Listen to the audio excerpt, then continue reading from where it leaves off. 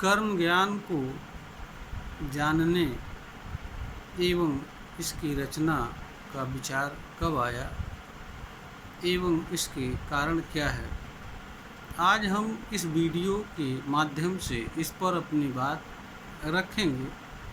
हो सकता है इससे श्रोतागण को किसी तरह का लाभ हो।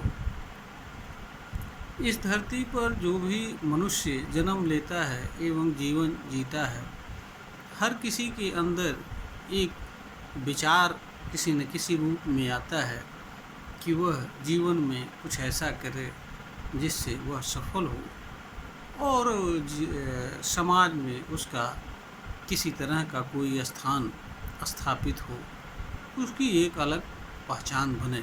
यह हर किसी की होती है, किंतु सच्चाई यह है कि अधिकांश मनुष्य इसमें असफल रहते हैं और ज़्यादातर लोग असफलता के कारण हताश एवं निराश होते हैं।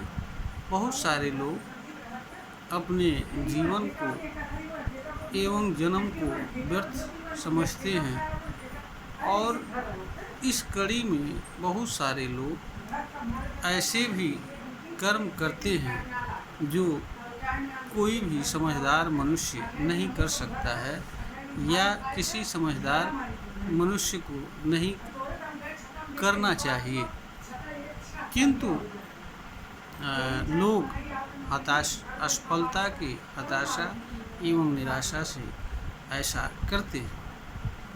मेरे साथ भी असफलताओं की एक लंबी फहरिस्त जुड़ी। बहुत सारे लोग मुझे अभाग्यशाली कहते, असफल बताते, किंतु यह बातें हमें कभी भी स्वीकार नहीं होती।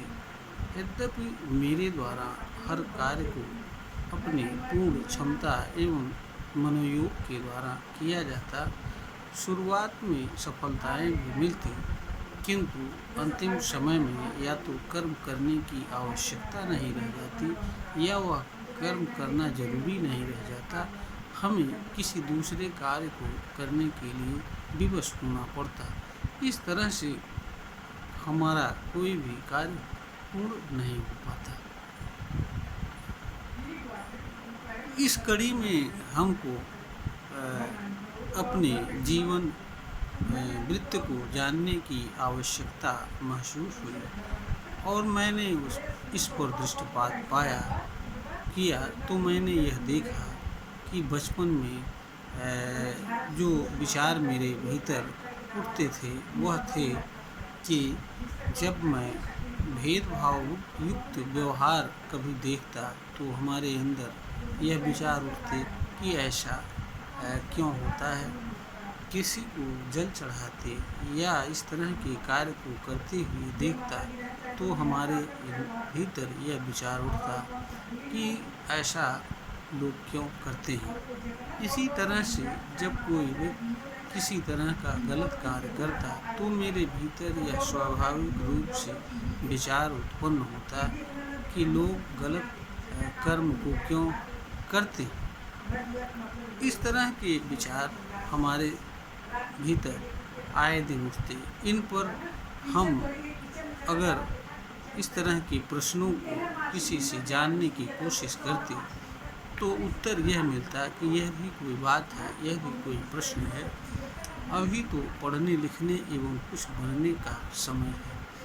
इस तरह की व्यर्थ बातें में समय गंवाने का नहीं है, किंतु हमें यह बातें भी समझ में नहीं आती। जहाँ तक वकालत करना एवं विधि व्यवसाय से जुड़ना, यह एक मजबूरी एवं एक संयोग मात्र था, क्योंकि हम जब ग्रेजुएट कर रहे थे उसके उपरांत हमें यह नहीं समझ में आ रहा था कि आगे हमें क्या करना है। विकल्पहीनता की स्थिति में इस विधि की पढ़ाई करने का निर्णय लिया गया और वकील बना गया, किंतु जब अनेक तरह की असफलताओं का सामना हुआ तो मुझे अपने जीवन वृत्त के इतिहास को जानने की आवश्यकता महसूस हुई। यह जानने के उपरांत तो हमें यह मालूम हो गया कि जो कार्य हम कर रहे हैं अथवा जो कार्य हमारे द्वारा किसी भी कारण से किए जा रहे हैं वह कार्य हमारे लिए नहीं बने हुए हैं। लेकिन यह भी सच था कि अगर यह कार्य हमारे लिए नहीं है तो कौन सा कार्य हमारे लिए बना हुआ है, यह भी समझना एक अबूझ पहेली था। इस क्रम में मेरे अंदर अनेक तरह की बातें उठती। एक चीज़ यह भी आती थी कि मैं यह देखता था कि हर कोई किसी न किसी उद्देश्य को पाने के लिए दौड़ रहा है। कोई न कोई चीज़ निर्धारित है जिसको वह पाना चाहता है, किंतु जहाँ तक मेरी बात आती थी मुझे यह स्पष्ट नहीं हो पाता था कि मुझे क्या प्राप्त करना है और किस चीज़ के पीछे भागना है।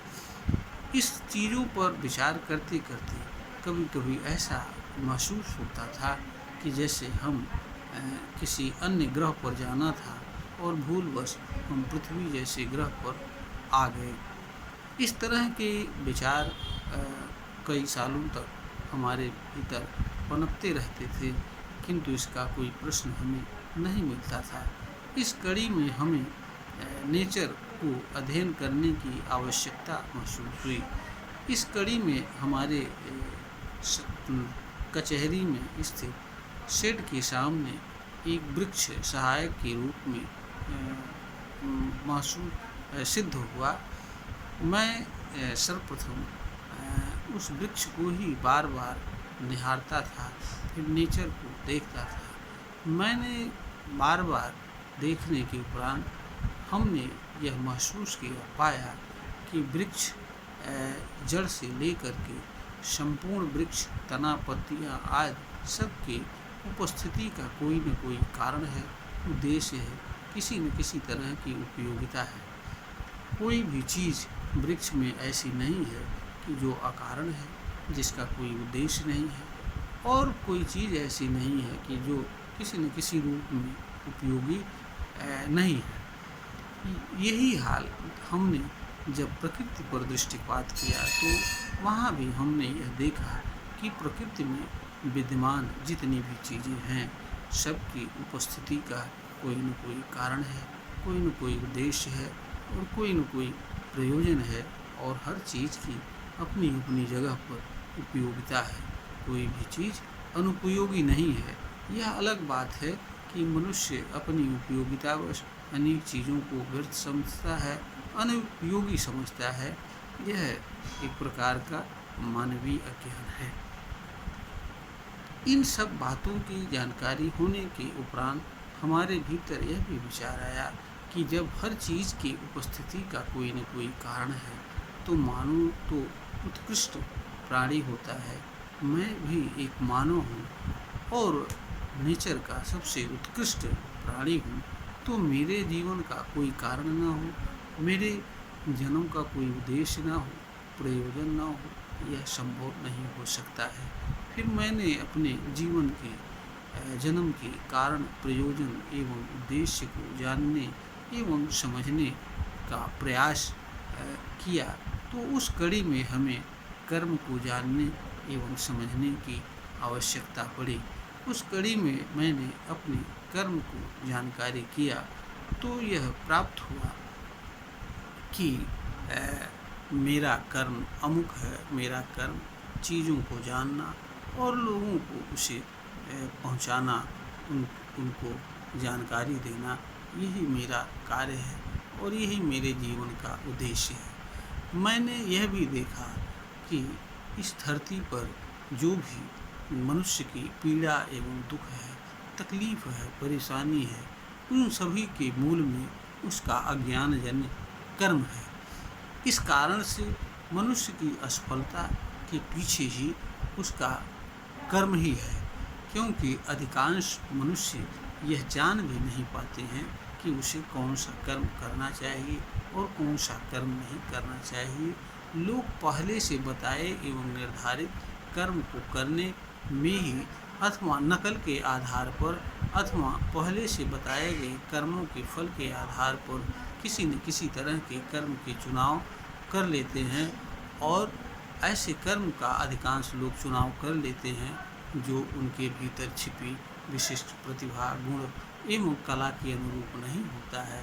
परिणामतः हर कोई कर्म को मन से अपने संपूर्ण मनोयोग से नहीं कर पाता है और जीवन में असफल रहता है। मानव की असफलता के पीछे मानव का सम्यक कर्म का ज्ञान न होना, क्योंकि कर्म ही वह चीज़ है जो मानव के सफलता की प्रथम और अंतिम सीढ़ी ही होती है। कर्म के बिना किसी तरह की सफलता की कामना करना एक प्रकार की मूर्खता के अलावा और कुछ नहीं है। मैंने यह देखा कि सारी समस्या मनुष्य के अज्ञानजन्य कर्म से है। इसलिए कर्म ज्ञान पर अपनी बात रखने और इस तरह की एक पुस्तक की रचना का विचार आया। इस कड़ी में मैंने बहुत सारी चीज़ों को जानने का प्रयास किया, कर्म के हर पहलुओं को जानने और समझने का प्रयास किया, जिसको मैं एक लेख के माध्यम से रखने का प्रयास कर रहा हूँ। यह वीडियो भी उसी कड़ी का हिस्सा है। इसके माध्यम से मैं अपनी बात को रखता हूँ ताकि इससे लोगों को कुछ जानकारी मिल सके। अगर इससे किसी भी एक व्यक्ति में किसी तरह का बदलाव होता है या लाभ होता है, तो हम यह समझ लेंगे कि मेरे द्वारा जो कुछ भी प्रयास किया जा रहा है या जो कुछ भी मैं कर रहा हूँ वह सफल हो गया। यह वीडियो ज्ञानवर्धन हेतु बनाई गई है, प्रेषित की जा रही है। अगर श्रोता को प्रतीत होता है कि यह वीडियो ज्ञानवर्धन के योग्य है तो इसे लाइक करें, शेयर करें और सब्सक्राइब करें।